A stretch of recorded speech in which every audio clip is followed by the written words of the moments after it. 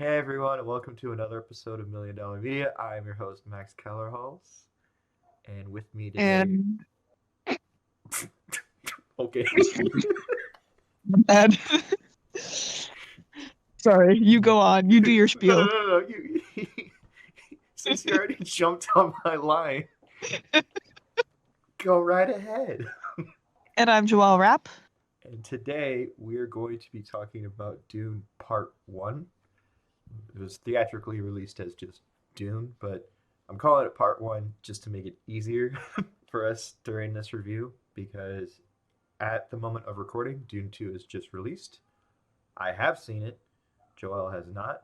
So we are going to do a video eventually, and I'll probably release the both videos at the same time so that unlike how they did the movies, you could just watch both videos back to back and get the full Dune $1 million media experience. So, yeah, Dune Part 1. All right, just a little background with me and Dune. Growing up, it was always that movie that would play in the background if it was ever on TV.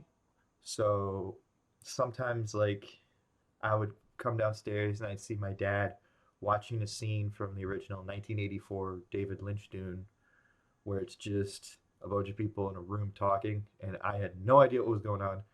All I remember is a dude spoke and the floor cracked. That's it. And I was just like, what the hell is Um, this? Fair. Mm-hmm. Out of context. Yeah. And I didn't even know that there was an original movie, that this was a remake until like Mm-hmm. last Friday. Yep.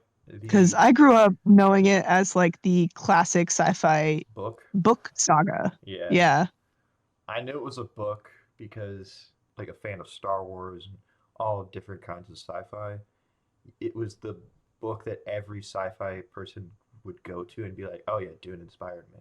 And you could Hmm. definitely see Dune's fingerprints in all sorts of things, especially Star Wars. Definitely. Like Star Wars straight up ripped stuff out of Dune into its own canon. Hmm. But the original like 1980s Dune, it's cheesy and weird, and it's a David Lynch film. So if you like David Lynch, it may be a bit off for you. At least watch it once just to see if you like it. I never really got into it because like it was rushed because it's trying to take the whole book and cram it into 2 hours, 2 to 3, I guess. Oof. So Yeah, that's a lot of ground to cover. yeah, oh yeah, and definitely we'll get into that with this particular video. But yeah, also I more background. I have read parts of Dune. I haven't finished it, mostly because like just busy with the channel and just work in general, and like Mhm. also the movies were coming out, so I was like, well, I'll just watch the movies so that I'm not like spoiled on that. And see, So I feel spoiled books if I watch the movie first. ah, that's fair. When I go back and like read the books, I have a better like idea of what it looks like now. And it Yeah. also like the thing about Dune is there's a lot of like terminology and like there's a whole glossary and dictionary just dedicated to like Dune lore. And a lot of Hmm. it, like if you're just reading it, you're like, I don't know how to pronounce that. Like that is in a completely different language. And watching the movies now, I kind of have in my head, oh, okay, that's how you say this. One thing I wanted to tell you was for the original 1980s Dune, they had to give critics and audiences a pamphlet on their theater seats of all the Dune terminology. So like, That's so extra. yeah, so like spice, Kazat Harak, um, Hmm. the fucking Lisa Al Gaib, like that kind Hmm. of stuff. Muad'Dib. I mean, we don't. Hmm. Yeah, Gom like all sorts of things, like Fremen, Chris Knife, all like, Yeah. it's hilarious because again they try to compact the whole book into 2 to 3 hours. That being said, enough about the original Yeah. Dune. Let's get into the 2021 film Dune Part One, directed by Denis Villeneuve. Yeah, I really like this film. Like when I watched it, it definitely is one of those movies that, like, I don't know how to pronounce that. Like, there's a whole glossary and dictionary just dedicated to like Dune lore. And also the movies were coming out, so I was like, well, I just watch the movies. I know this is like a cliche term, but it definitely like transports you to like a different world. Like this movie feels alien in a really good way. Hmm. Like like everything feels somewhat tangible, but so out of reach. Yeah. Mm-hmm. Um, they do a really good job of making the worlds very distinct and unique. Mm-hmm. Um, Also, please excuse me, I'm getting over a cold right now. Oh, you're good. Um, You sound fine. when James and I were watching this, Mm-hmm. he pointed out how uh, the Atreides homeworld, there's just water everywhere, Mm-hmm. which really makes it a stark contrast Mm-hmm. to how treasured and sparse it is on Arrakis. Mm-hmm. Yeah. Yeah. Hmm. Like I like that too. Like one thing I like about this movie that it doesn't really like a lot of movies do when it talks about like or like has sandy planets or sand like desert like environments. I like that they don't resort to the yellow filter over everything. Like Hmm. they show that it's dry and hot by basically making the sand and like I don't know what they did with like the color temperature of the film or like color correction, but I like it feels more like have like when the sun is just blaring down on the sand and it makes everything so blown out and white. Like it's just like a Yeah. very blue sky. Everything just feels dry and dirty and it's it's it's not a good place to live because one of your main sources of life is just not there. Yeah. Yeah. Sorry. I was just gonna touch on like still suits, Oh yeah, yeah, um, yeah, because they make life on Arrakis possible. yeah, yeah. Um, and it's technology that was created and perfected by the Fremen, Mm-hmm. um, who are kind of seen as these backwater people Mm-hmm. in most respects, and I really don't get why. Yeah. Um, Well, I besides the fact that they're indigenous. okay. There's two people in this movie that like respects the Fremen and sees them as oh no, these guys are like, we need their help. Is Duke Leto, Paul's father, Hmm. and oh what is it? Oh Duncan Idaho, who spent time with Correct. the Fremen and Yeah. like they all see them as idiots because they're living on this planet still. Hmm. Like, why would you live here?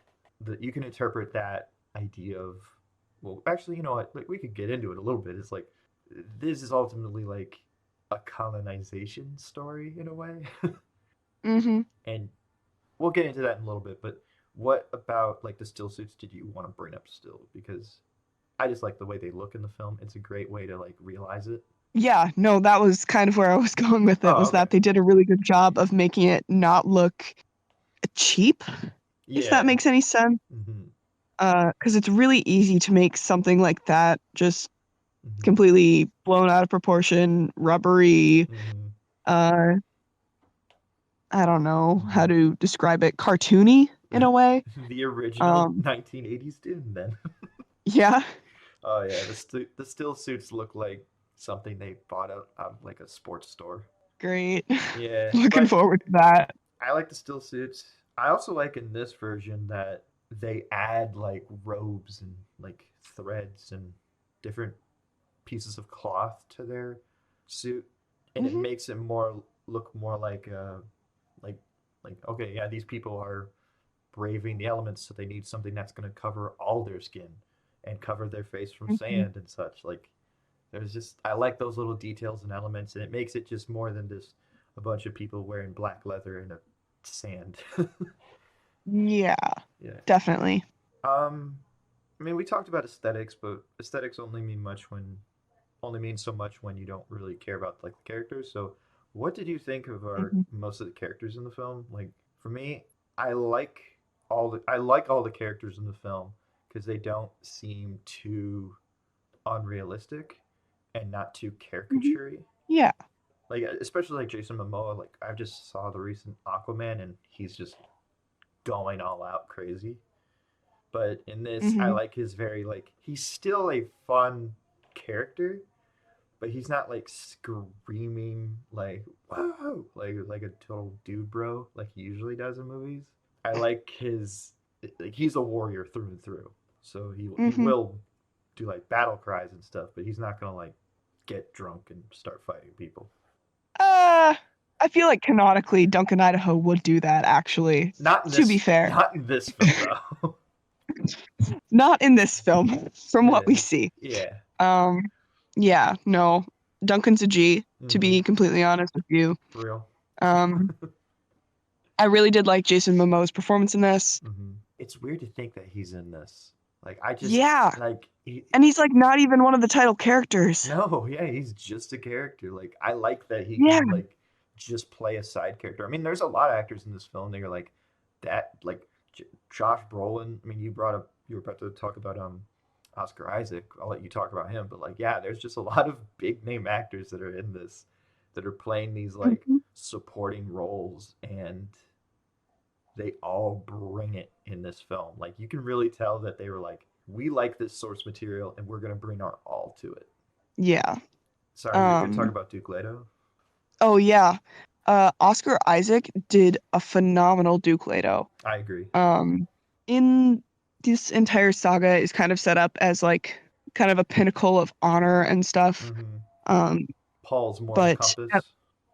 yeah, Paul's moral compass um really approaches the Fremen and wants to Mm-hmm. learn from them. Mm-hmm. Um, so he's very open-minded and innovator. Mm-hmm. Um, and I really appreciated actually how connected he was to um, Paul as a character. Oh, I agree. Um, Yeah, I think that there was a stronger relationship there in the movie actually than in the book, I agree. but that's just my personal opinion, I think.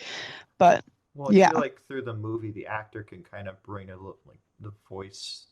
There's more of a voice to the character, and he can like Hmm.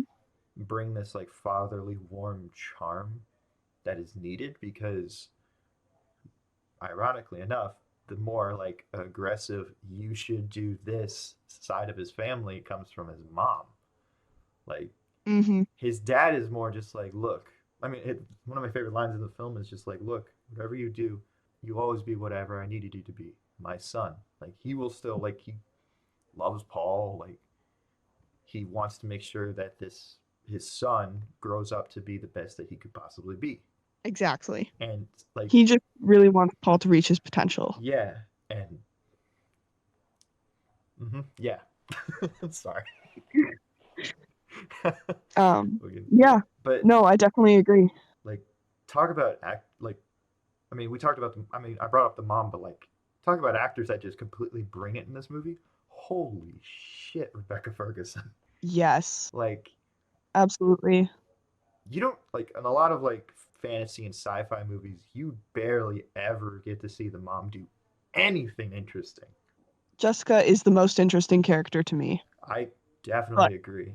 she just has so many conflicting and complex motivations throughout this entire thing Mm-hmm. between her political ties and her romantic ties to the Duke and her kind of moral responsibility in raising Paul Mm-hmm. and teaching him the way, Mm-hmm. um, and the kind of prideful stance in making him what he is to become. Oh yeah. Um, yeah, I just love her complexity as a character.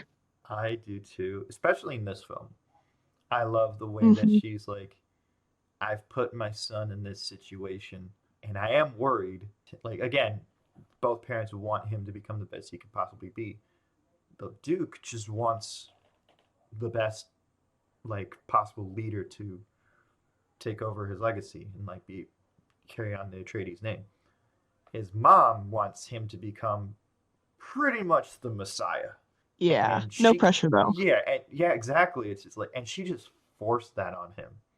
Like she's like trying to like teach her ways of the Bene Gesserit, who are this group of like what are pretty much like witches almost. Like witches that are have themselves in very high places of political power. Like there's a Bene Gesserit in every single house in Dune, and they're most of the time married to like the leader or head of the house. Mm-hmm. And what I like about like her is like, I mean, they don't really talk about this that much in the film, but she broke the rules. She was supposed to have a girl, but she birthed a son for Leto, basically saying, "I'm going to raise the Messiah. Y'all can do whatever you want, but I'm going to force this prophecy to happen." Mm-hmm. Which, Well, okay. yeah, There's that, and then there's also the fact that, personally, we see a hint of also her commitment and love for the Duke oh yeah, and deciding to go with that mm-hmm. because now he essentially has an heir. Yeah, And there's a scene where he thanks her for it. that's yeah, that's true. I remember that where like, or like his head is just sitting on her lap. Can't Is that remember specifically. I remember words a lot better than actual scenes. okay? I'm the opposite, but okay. But uh, but yeah, no, like I feel like the main family's like dynamic is what makes this film have a good like level of like a good audience eye level of like, okay, with all this weird shit going on, I can at least understand this poor kid in having all this pressure put on him through in different ways. Like his dad's coming at it as at a very like slow like, hey, this is what we have to do. We're gonna do it like this, and his mom's just like, learn the voice. Like Yeah. you're gonna become the Messiah, and like what I love is that like there's a scene in the film where like Paul just straight up gets pissed at his mom and he's just like, look what your witches did to me. Like I didn't want any of this. Hmm. When he's having his little mentee bee. Yeah. Yes. Um. Yeah. Like I love Um, all of that. Like yeah. you really come to realize like, oh my god, like yeah, this kid just has a lot. Like the Venn diagram of like not only is he like like sole heir to the House of Atreides, but the possible Messiah, and both those combined into this one kid, like you, I feel like Timothy Chalamet really shows that, and like he's very timid, but like he seems he definitely plays the privileged kid well, but he doesn't come across as like a snob. Like he takes the time to learn about the cultures. Hmm. Like there's a scene where like he's listening to the audiobooks and learning about how to do the sand walk, learning about like the sandworms and all sorts of things. And like that just shows like no, he's not just going into these things thinking I know everything because I'm this. No, he puts in the time and effort, which I do really like about that character. Like Hmm. And I think that was a good method for the directors to use to get us caught up on a bunch of exposition. I agree. It's yeah, it's a good way of doing both, just like character wise and also story Mhm. based wise. But um, other things I like about that character is just, I mean, I don't know how much we want to go into it in this video, but we can at least address it because it is a part of this film. The white savior motif, Oh boy. The Be- white savior motif. because all right, we'll bring it up in this, and then in the next video, I'll really talk about like how this story does it differently. But Hmm. for this movie, if you do not like that motif, you're probably going to take you out because this film doesn't really do anything different with it at a point. Like what I like about this film is that it he doesn't really save anything. Like the end of the film, like this film is a tragedy through and through. Like this is the fall of his house. It was a political coup, like through by everyone, by like high members of power coming down and basically saying we're gonna wipe this house out. Yeah, it's like watching Order 66 go out. It is, yeah. And It's one there's of those montages. yes, there's some Star Wars alum in this film, so you could Hmm. definitely think of it like that. So there is no like he's not saving anything. Pretty much the only thing he's saving is he's saving his own butt. Running to something else. Hmm. And I think it was a mix of both. I agree. That's fair. Yeah. It's really difficult to say my thoughts on this without like getting into stuff that happens in Dune 2, because that's really when you see the big picture about that whole motif. If you want to bring it back to this movie with that Mm-hmm. motif, you Yes, might please, please.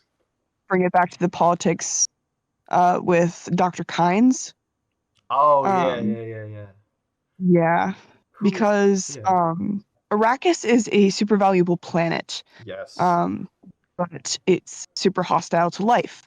So the Emperor sees House Atreides as a threat to his status quo and puts House Atreides on there instead of his loyal Baron. Mm-hmm. And the Baron gets mad and eventually gets the go ahead and kill everybody. Wait, can I? So, I always read it as like the plan was to seem as the Harkonnens are not doing a good job on the planet, so the Emperor takes them out of it, and like I said, and puts Atreides in its place. That was the image of it all. But what they're really doing is using, like, taking the Harkonnens out as a ploy to put the Atreides in, and then take them out on this planet, saying that like it was, and the Emperor giving it the go ahead by giving them, I should say, that his personal military. yeah, Like, it's a coup and a ploy through and through the highest members of this world society upon this poor family. because they were getting too popular. Yeah, they were getting too powerful. Like people like them, like, and yeah, they had a lot of money. They had a lot, and also the possible Messiah being born. So they had a lot going on them. Uh-huh. Yeah. No biggie. I'm trying to think. So Oh yeah. the where Dr. Kynes comes in Mm-hmm. is I can't remember in the book whether Dr. Kynes is actually a man or a woman. It's a man. Um or He's a man. man? Okay, cool. Man in the book changed to woman A woman in the in movie. movie, and I think they said it. Yeah. I think the director just said like, "There's too many white guys in this film." Yeah, no, I would agree. I mean, to be fair, I think the actress who plays the character, like the character's gender, really didn't like matter too much It to that didn't. character. So Yeah, it, I like that they changed it, because you also see that like what I like about this interpretation. I don't know. She just brings me back to like those nerdy scientist ladies with like the big glasses, but she's just more badass. I see. Yeah, it's a stereotype, but that's what I get out of this character, and I think it's a good way of like kind of introducing to the general gist of this character in a very quick way. But I feel like the actress Mhm. still puts in a lot of effort to be badass, or like, I should say badass, but to be more than just nerd. Yeah. Um, so Dr. Kynes is brought in to kind of oversee this change in Mm-hmm. management for Arrakis, Mm-hmm. from the Harkonnens to House Atreides. Um, and we find out that she was actually ordered to not report all of the sabotage that the Harkonnens left for the Atreides to get them to fall behind on quota, Mm-hmm. get the Emperor mad at them, um, Yeah. actually kill them, all that good jazz, you know? Yeah. Like, she does. I'd never see her as like a bad person though. Like She she, feels neutral to me. yeah, she is definitely directly in the middle. Like, I will help as much as I can, but I can only do Not so at much. Yeah. Yeah, not at the sacrifice of herself either. Not really. Yeah. Um, I mean, hmm. she did Yeah. give Paul and Jessica a way out in the True. movie. Hmm. Um, I mean, she had her so own way out. It just didn't arrive in time. yeah. Well, at least not in the way that she wanted it to. But no, I like that character, and you definitely bring. And also, what I like about it is she's an interesting way to be introduced to the Fremen in like Hmm. in a not too like, okay, completely indigenous way. Like, she is the person that is a liaison between the houses and the Fremen. It feels more organic. Mm-hmm. So like you learn stuff from her about the Fremen, and then when you actually meet the Fremen, you're not as like culture shock, I guess you could say. Yeah. The way that they set up this world and all the details, just it's so good and makes it so lived in. And I love just I don't know. It's like you kind of want to live in the world, but then you want to get out Hmm. as soon as you can because like it's too hot and I need some water. Yes. Like okay, one thing I'm just gonna get my one like nitpick criticism out of the way that I have for any movie that has like that takes place in the sand. For all like the Uh-huh. for the two white people in the film, or like the mom and the Lady Jessica and Paul.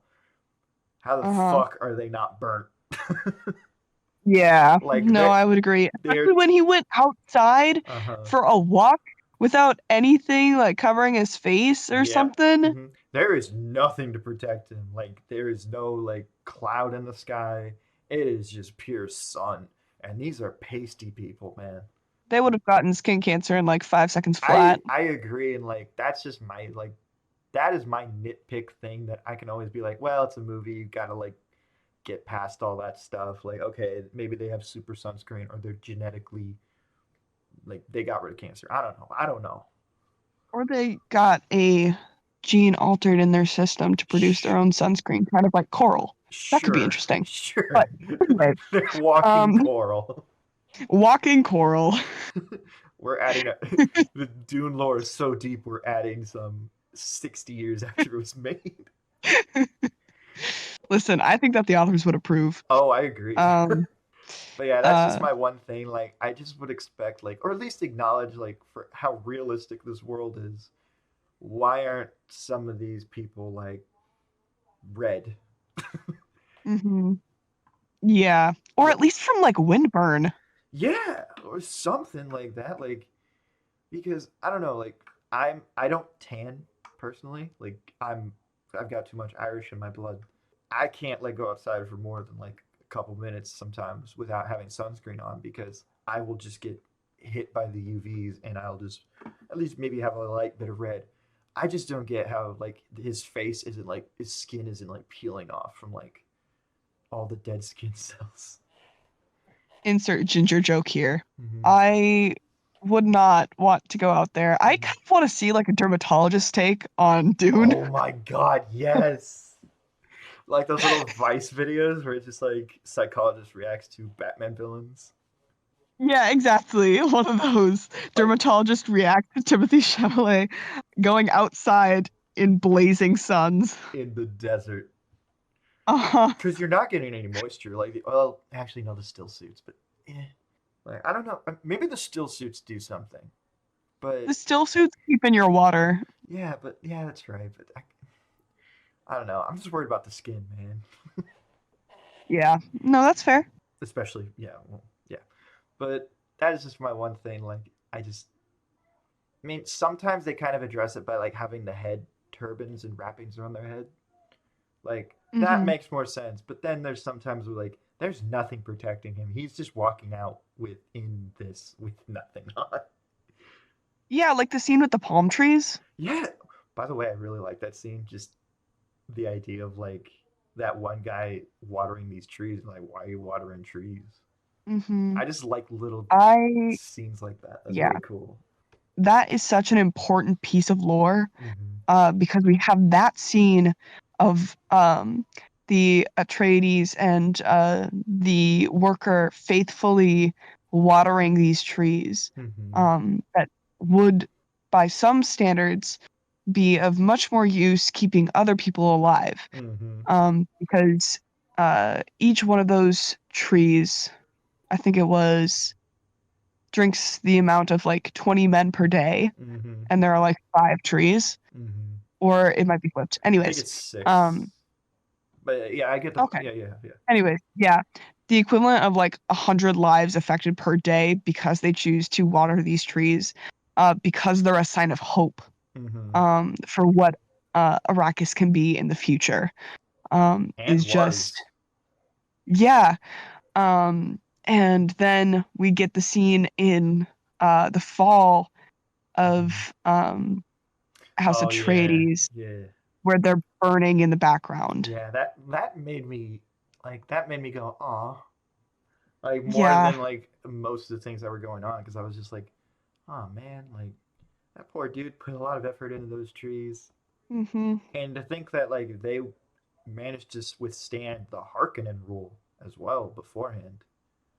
Mhm. So just to see them go is just like, oh man, My thing actually was yeah, why was that kind of sacking of the city so destructive when the Harkonnens are just going to come back anyways and replace all of this and take it back for themselves.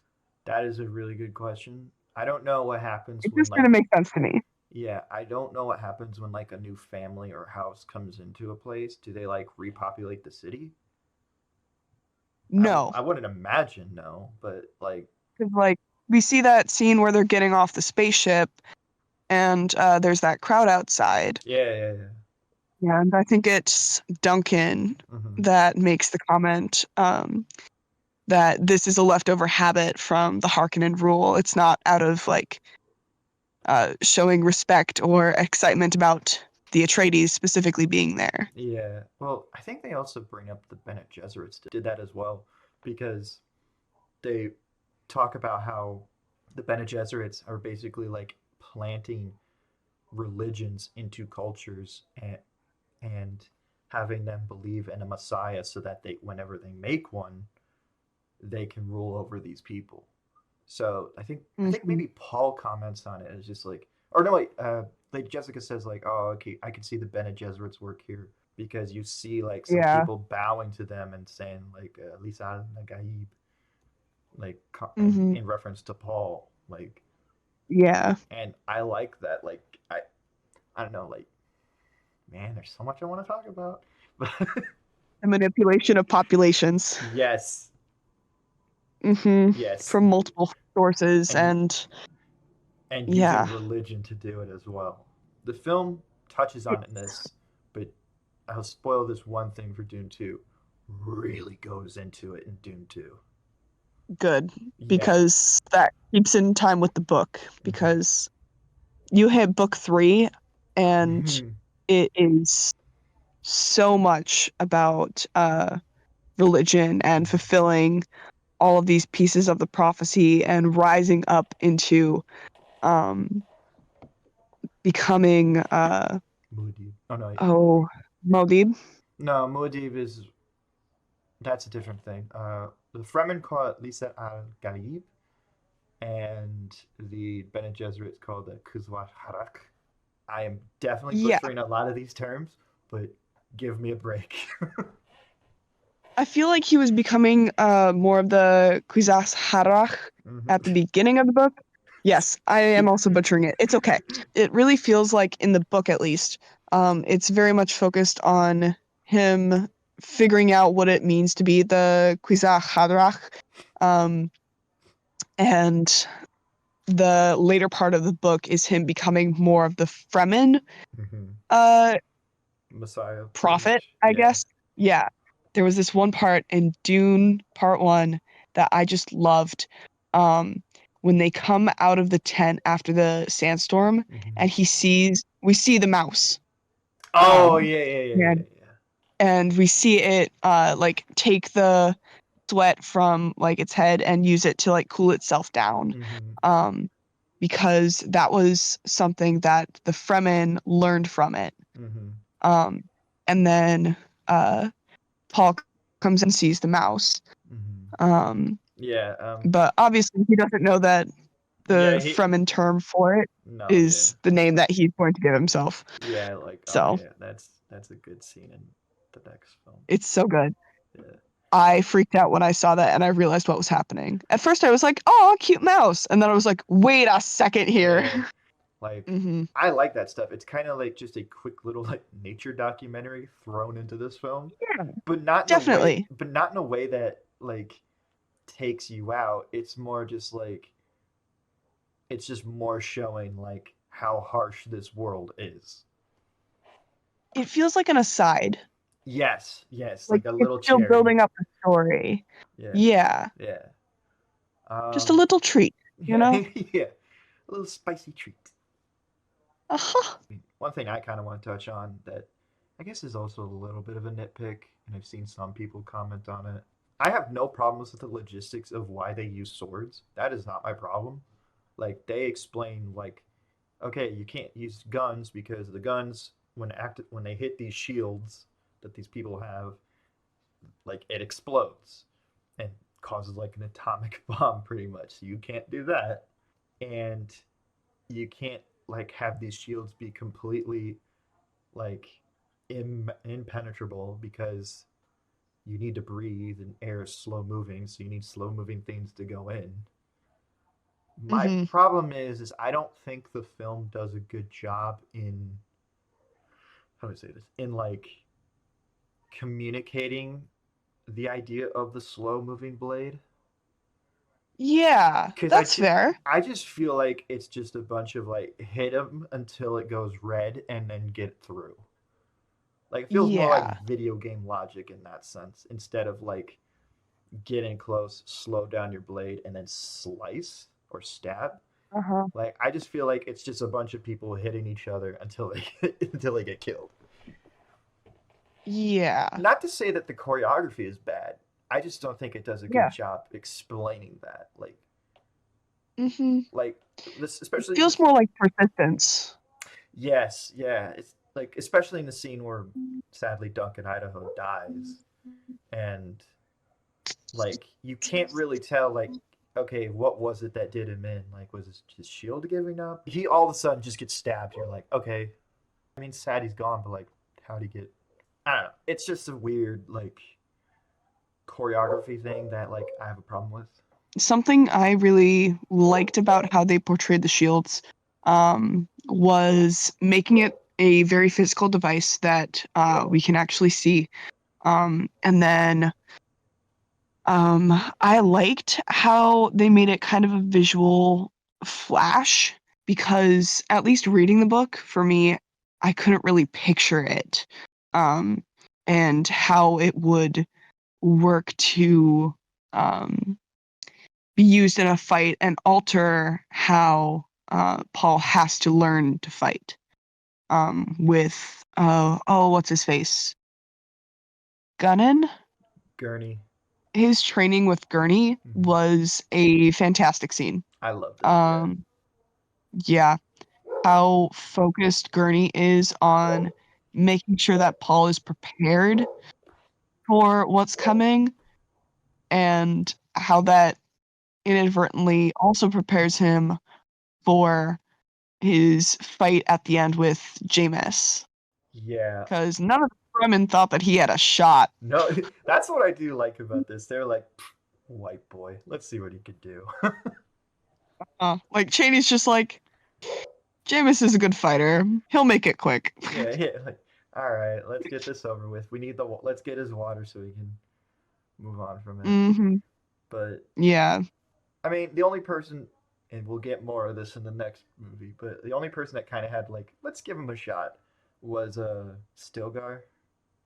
Yeah. Like he was like, all right, let's give him a fair fight. This guy's challenging him. Let's see what happens. And Hmm. what I like about that fight too, from a choreography stance as well, is like he still is only used to fighting with shields. Hmm. So he's kind of allowing like a lot of moves to get a little too close, and like Yeah. he like puts the knife up against the throat and stuff like that, and then he ultimately realizes like I can't fight how I used to, so I Yes. got to switch it up. And like to be fair, he does kind of cheat using future scene powers, which is always a big help. Uh-huh. Also, I want to But you know. yeah, yeah. Speaking of like the future scene foresight powers that I like about what they do in this movie is you see possible futures, and like Hmm. that's what I like about it because it kind of my problem, Madam Web, with a lot of like movies is the future that they see is always the one that is going to happen. Yeah, Like that's fair. it's like it's not fate. It's just more like okay, if I do this, this is going to happen. If I don't do this, this will happen. And you just Mhm. have to interpret which one you want to go down. Yeah, Yeah. and I like that about this movie, and it kind of keeps you on your toes because when like Jameis is seen in a lot of his visions as like a wise mentor, but then when you meet him, Mhm. he's just like this wild like screw this outworlder, Yeah. and it's like oh what? I thought he was really cool. Well, why does he hate Paul? Mhm. Yeah, I like that kind of stuff, man. Yeah, I'm trying to think. Though that is an interesting contrast to how helpless Paul seems at times about changing his future and the Mm, future of the Fremen people. yeah, I don't know. the whole parental Dune Part 2 probably gets more into that, but that's fine. that's why I'm kind of like playing it coy here.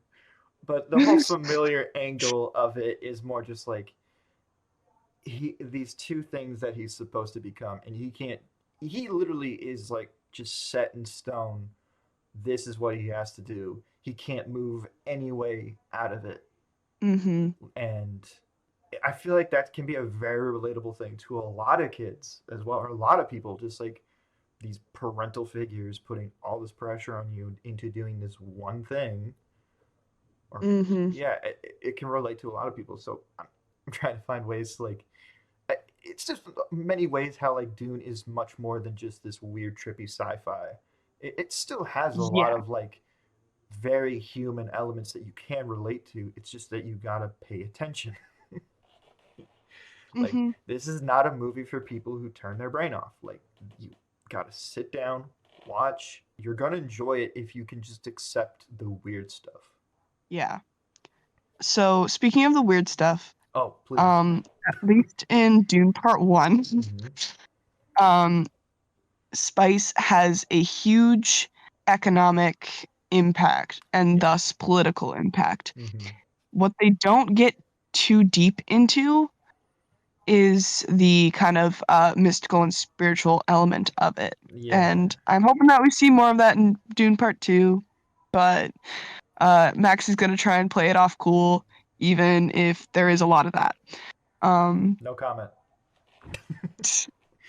But um, from we do see a couple flashes of it, though. yeah, like we see Mhm. that like at least with Paul, he's more sensitive to the stuff, to the spice, Mhm. and that for lack of a better term, spice is a drug, pretty much almost like a hallucinogen with mystical powers, pretty much mystical I capabilities, I really should hope say. that you put up like a psychedelic image with like bongs and Oh, stuff I will. while you were talking. Damn, I wish I Yeah, put okay, this out for cool. the 420 episode. We're not though, but it'll be funny. But yeah, no, like I mean, I kind of wish they explained like how more of the spice affects everything because they're just said like, oh, we have to harvest spice, and for a lot of people, maybe the general going audience could be like, why are they so caught up on like something that like just to make your meal just a bit taste better? Like, why is it? Why To is it? be fair, that's what the British did for like hundreds of years. So, Yep. But no, like in this film, like they don't really go into like how spice affects like space travel, pretty much, because that's what it's used for. They mention it a little I think bit, yeah, they do mention that spice is essential for space travel. but like, part of me is like, I wish they explained it more. But then the other part of me is like, oh wait, if they were to have shown what it looks like, these space navigators, it would look weird. Like it would take a lot of people out because the imagery of how these like how they go from one place to another is very strange. Mhm. Like it's Yeah. yeah, I don't know how I feel about it, but like I like in this film like you just go into this weird like cone thing and then you just appear on the other end. I think that's Mhm. much better. It gets the point across. I wish they would show more of that in general, just to That's fair. show how important this stuff is because if you get rid of it, like if this like this is the only planet that has this stuff. So if you don't like get this or mine this or have this at all, you have no more communication or travel between worlds. or you're just gonna Hmm. have to do it the hard way. Heaven forbid that humans choose the hard way. Yeah, right. A couple things we didn't really talk on that much is the villain side of things. I think Baron Harkonnen, played by Stellan Skarsgård, is really terrifying in this film.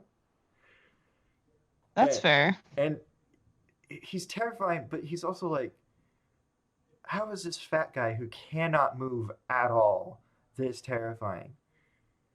And Hmm. they show it. Like, I love the way they visually realize that he has to like use like a, what is it called, like a levitating device to like basically They're pick. called suspenders. Yeah, but it's, Hmm. yeah, there's more The to things it. along his spine, yeah, they're Yeah, fantastic. yeah, it's, I really liked how they portrayed that. I did too. I like how subtle it is too. All of the like lasers and like ships, nothing's too bombastic. It's all based in some level of reality of like, okay, if you had some anti-gravity machine, would it really make like a woo and a like show an effect around it? No, it would just be. And I like that. Hmm. I love the little detail like when you see him like go over to Duke Leto, his feet are dragging on the table.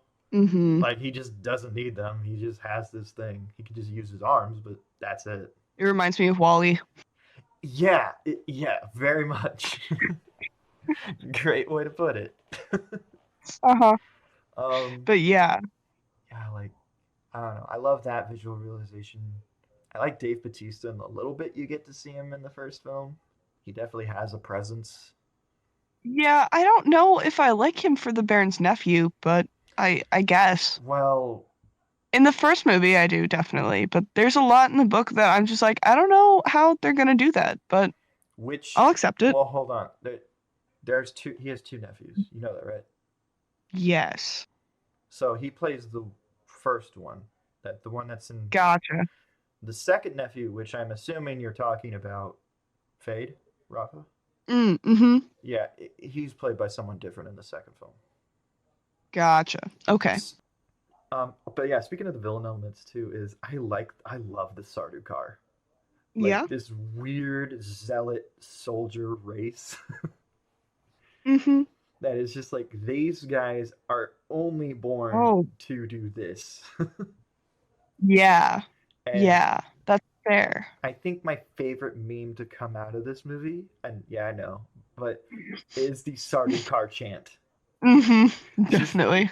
have you seen the video where it's they just basically have a guy going hamburger, hamburger, cheeseburger, cheeseburger, cheeseburger, Big Mac, Big Mac, Big Mac, Big Mac, Whopper, Whopper, Whopper, Whopper, hamburger, cheeseburger, Big Mac, Whopper, hamburger, cheeseburger, Big Mac, Whopper, hamburger, cheeseburger, Big Mac, Whopper, hamburger, cheeseburger, Big Mac, Whopper, and a side of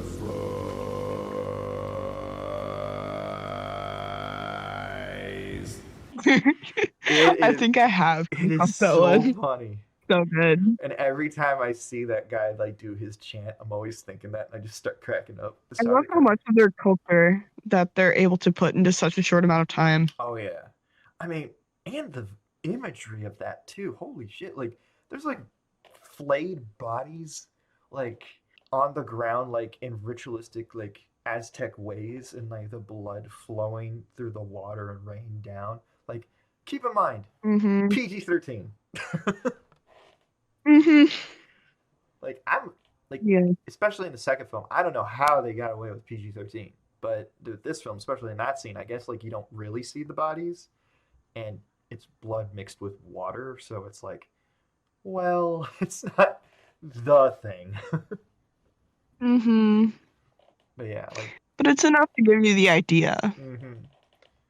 Yeah, the starter car is just my favorite. Like I guess, well, not my favorite. They're just a really interesting element that's just thrown into this film that like Mm-hmm. honestly, if taken out, wouldn't change the film that much. But adding it in just makes it so. Again, like how we talked about the mouse, little things like that just help to go a long way in this film and really fleshing out this Mm-hmm. world. And that's really what Dune Part One is. It is introducing you to the characters, setting up where this journey is supposed to go, and Mm-hmm. getting you accustomed to all these different terms and people and the social hierarchy that is perceived between all of them, Yeah. especially Like I between was just gonna add on to that with yeah, it really gives you an idea of the stakes for House Atreides mm-hmm. in that they aren't just going up against a fellow house, they're going up against essentially the Empire itself. Yeah, the government. Yeah, like again, the emperor and stuff, which you don't see in this first film. I like that you don't see him in this film. It really gives you that like, who is this guy? And like, Mm-hmm. why does he hate this family? Yeah, But yeah, like, oh man, there's definitely. so much that I like about this film. Um, I like the presence of the worms. I mean, if Well, yeah, it's essential. yeah, if you were to go to a random person on the street and ask them what's the one thing you know about Dune, they would 9 times out of 10 they would say the worms. Uh, some might say sand or spice, I but yes, I worms are definitely high up there. I would only say worms because that is the one big like epic alien thing that is in this is that there's these giant worms that they ride on sometimes. Mm-hmm. And I love the presence of them in this film. It's just enough to satisfy that like itch of like I want to see the worms, but you don't Mm-hmm. see a lot of crazy shit done with them. Yeah. Like I like when you see the like you see the terror of them when they basically eat that entire barge thing or Yeah. the spice uh, Harvester. harvester. Thank you. Mm-hmm. And like you just see like the whale like teeth this thing has, and it's just sucking up the sand. Yeah. And I like how they update the logic behind how the worms move around in the sand by basically vibrating the sand to make it pretty much like a liquid. Like, did you Mm-hmm. notice that? Like, whenever they would arrive, like the sand would shake, and then everybody would start sinking a bit. Well, yeah, quicksand is sand mixed with fluid, and technically air is a fluid. I guess so. But I just like Uh-huh. that So yeah, detail. no, that's cool. It I reminds me. agree that it's cool that they paid attention to physics. Yes, and you don't get that a lot. So when you see it happen, it's nice. Mm-hmm. I mean another sci-fi. I'm not talking about like Dune, but like I mean it kind of also reminded me of that one YouTuber who made like a sand pool in his backyard that Mm-hmm. like where he had like the air filters and stuff like that. I'm starting to sense that we're kind of like trailing off, or at least like starting to come to the end of Just a our little Dune. bit. So I kind of want to Sorry, end. I got like 3 hours of sleep. No, it's okay. I kind of want to end the conversation by talking about this one quote the director of this film recently came out saying. And I'd rather talk about it Mm-hmm. in this video, one, to get this video something that people can kind of listen to as well, but also so that we can focus more on the story of Dune Part 2 whenever we record it. Um, Yeah. he came out recently and said he does not like dialogue in film. He believes that dialogue is for TV and stage theater and stuff like that. He thinks that the way TV is now has ruined film and how like he remembers more things visually than he does a written word. Now, Mm-hmm. I want to get your take on this because you were more of a book reader than I am. And I would imagine you like written word better than imagery. I mean, I'm assuming. Yeah. Typically, I think that part of me misses too much when it is just visual, Mm-hmm. and so you have to take in all of the information at once Mm-hmm. versus what's written, you get to take in every detail that the author includes bit by bit. Mm-hmm. So, as far as dialogue in the movie goes, it definitely showed that he Mm-hmm. kind of feels that way. Yeah. Um, Like. Jessica in the book is so much the politician and like PR person for the Duke when he makes missteps. Mm-hmm. Um, or people like throw curveballs at him. She just takes them on. Um, and so much of her power in using her words, even beside the voice, has kind of been taken out of the film. Hmm. And I don't think that that detracts too much from who she is as a character, Hmm. but I think it might take away a little bit of how she relates to people. I don't know. Whenever you adapt a book to screen, you do get a lot of things removed, Hmm. like a lot of internal monologue and stuff. Like that's just Yeah. it's really difficult to do internal monologue without just doing narration, and that like narration doesn't work as well anymore. They did do that though. Um, the whole Oh yeah, at the beginning. My bad. I must not fear at the beginning. Yeah. That's right. Um, Yeah, when they take Paul's inner monologue and Jessica is actually saying it outside. yeah. I thought that was a very interesting way of presenting that. I also feel Because, like nothing in this film, line wise, it's all stuff that you've either read from the book, seen from the original movie. I don't feel like he brings a new line into this that is entirely that memorable. hmm So I could definitely see, but I do remember that this film it is a the aesthetic and visual appeal of the film is definitely what I do remember more. But I remember moments, but I maybe not remember the things that were said in those moments. I guess I could say. I get you. Yeah, yeah, My stance on it is I don't like when filmmakers like try to talk shit against other people's work. yeah. Like I just think that's extremely petty and it can set a bad precedent for like people in the film community and also the studios because they can then see, especially after like the writer's strike, hmm to like demean an entire person's work, saying like, I don't like that shit. Like Yeah. then again, like he could just be saying he doesn't like over expository dialogue. I mean, no one does, but still, like And I where think that that definitely shows in how he presented this. definitely, and because he does know, like he is a writer himself, he knows how to tell a story through visuals and how like basically more screenwriting and how okay we do this and then I'll show this visual to convey this and hmm to me that just more shows like there is no right way to make a film. hmm I kind of see it as you fail until you get it right. hmm Until you get one person to say I like this. So And I take that more as like finding your own style and falling into your own stride. no, yeah, I definitely agree. And this director has his own style. Like he directed Mm-hmm. Arrival. He directed one of my favorite films of all time, Prisoners. You directed Arrival? Yeah, he directed Arrival. I really liked Arrival. Uh-huh. And you can if you now know what that film looks like, and yet that hmm film is about communication. Yeah, So, that entire film is also just gorgeous. oh yeah, So, oh yeah. But he's also yeah he directed Prisoners, which is a really like I don't know how this guy can hate dialogue with that film because holy shit. Um, hmm and it's a great movie. It has one of my favorite Hugh Jackman performances of all time. He also directed Blade Runner 2049.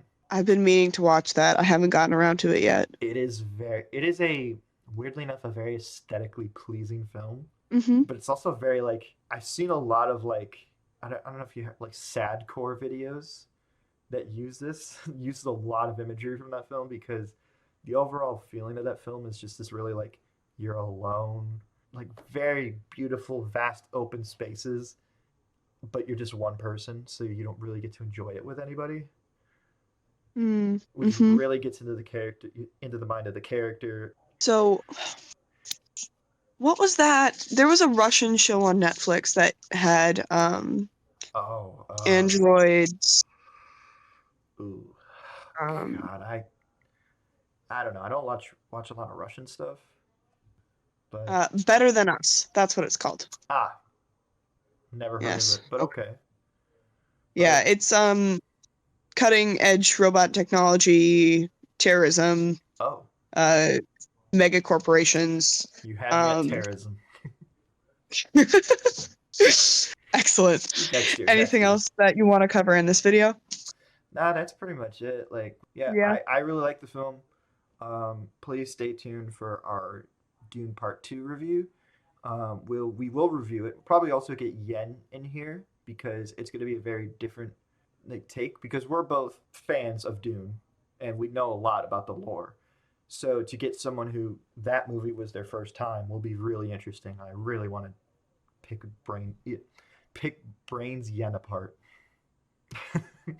Pick Yen's brain apart, and then Yen's brain apart? Yeah, okay. yeah, it's like Got there eventually. my brain is fried. But yeah, I can't wait to talk about Probably the that. spice. Spice must flow. All right. Anyways, we Um, gotta. yeah. I've been Max Keller Halls, and with me today I had.